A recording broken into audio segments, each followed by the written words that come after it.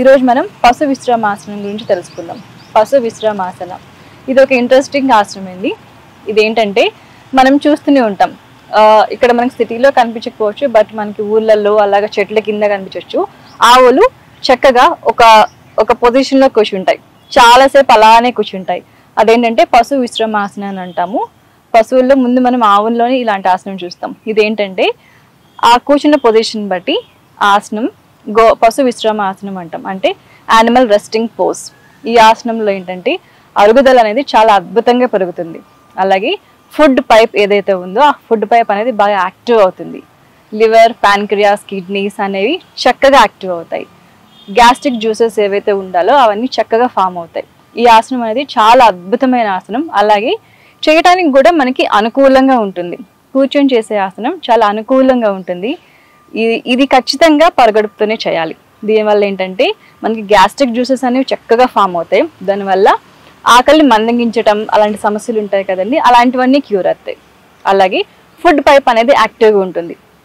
ఇక్కడ నుంచి మనకి గొంతు దగ్గర నుంచి చెస్ట్ వరకు, పొట్ట వరకు మంటగా ఉండటం, బరువుగా ఉండటం, అలాంటి ప్రాబ్లమ్స్ అన్నీ కూడా సాల్వ్ అయిపోతాయి.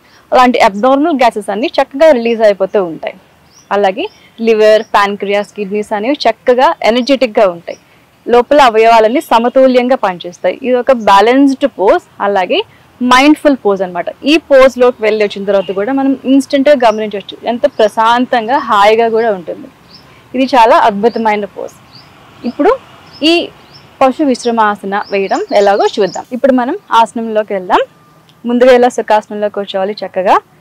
ఫస్ట్ కుడివైపు ఇలా నా ఎడమ కాలు ఇలా నిదానంగా వెనక్కి, కుడి పాదం ఇలాగా ఎడమ మోకాల దగ్గర. ఈ పోజ్లోకి వచ్చిన తర్వాత ఫస్ట్ స్ట్రైట్కి కూర్చోవాలి, నిదానంగా కుడివైపుకి. ఈ రకంగా ఇలా స్ట్రెచ్ చేసుకుంటూ ముందుకు వెళ్ళాలి. మన నుదురు నేలను టచ్ చేయొచ్చు.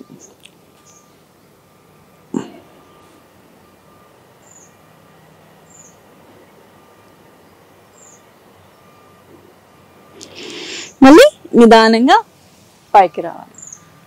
తర్వాత కాళ్ళు కూడా ఒకదాన్ని రిలీజ్ చేసి ఇలా సుఖాసనంలోకి రావాలి. ఇప్పుడు ఇదే ఆసనం మనం శ్వాసతో చేద్దాం. ముందుగా ఇలా చక్కగా సుఖాసనంలోకి కూర్చోవాలి. ఎడమ కాలు వెనక్కి ఇలాగా బెండ్ చేస్తున్నాను.